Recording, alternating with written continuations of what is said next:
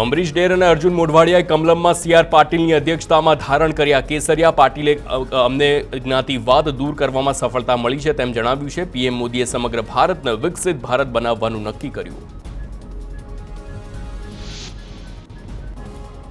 તો ભાજપમાં વિધિવત જોડાયા બાદ અર્જુન મોઢવાડિયાનું નિવેદન કહ્યું, હું અને અમરીશ ભાજપમાં જોડાયા છીએ. 40 વર્ષ સુધી કોંગ્રેસ સાથે જોડાયેલ રહ્યો.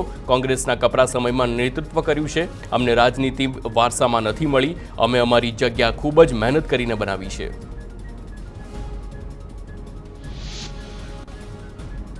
અર્જુન મોઢવાડિયાએ મોદી અને શાહના કર્યા છે વખાણ. મોદી અને શાહની કહ્યું કે બંને નેતાઓ વિકસિત ભારતનું સપનું લઈને કામ કરી રહ્યા છે, તો દેશમાં બદલાવ લાવવા અને મહાસત્તા બનાવવા દિવસ રાત એક કરી રહ્યા છે.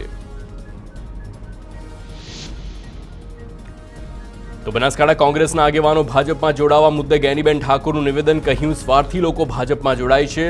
સામ દામ દંડ ભેદની નીતિથી વશ આગેવાનો ભાજપમાં જોડાઈ રહ્યા છે. ખોટા કેસની રાજનીતિના દબાણમાં આવીને આગેવાનો નિર્ણય લઈ રહ્યા છે. ભાજપ પ્રદેશ અધ્યક્ષ સીઆર પાટીલનું નિવેદન. પીએમ મોદીએ દરેક વર્ગના લોકો માટે વિવિધ યોજનાઓ બનાવી છે. પીએમ મોદીએ મહિલાઓને તેમને અધિકાર અપનાવ્યા છે.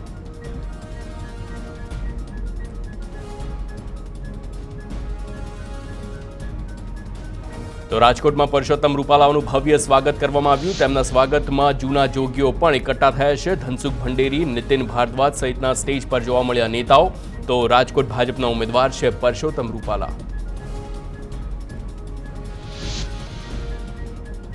તો ભરૂચ કલેક્ટર કચેરી બહાર ખેડૂતોએ વિરોધ પ્રદર્શન કર્યું. એક્સપ્રેસ હાઈવે સહિતના સરકારી પ્રોજેક્ટ માટે જમીન સંપાદનના વળતરથી ખેડૂતો નારાજ છે. મહિલાઓએ રામધૂન બોલાવી વિરોધ કર્યો. રાજકોટમાં અસામાજિક તત્વો બન્યા છે બેફામ. નાના મુવામાં ઘર પાસે પાર્ક કરેલા વાહનમાં લગાવી હતી આગ. ગત 2 માર્ચે અસામાજિક તત્વોએ વાહનમાં આગ લગાવી હતી. આગ લગાડવાના સીસીટીવી સામે આવ્યા. લુખ્ખાઓના ત્રાસથી સ્થાનિકો પરેશાન.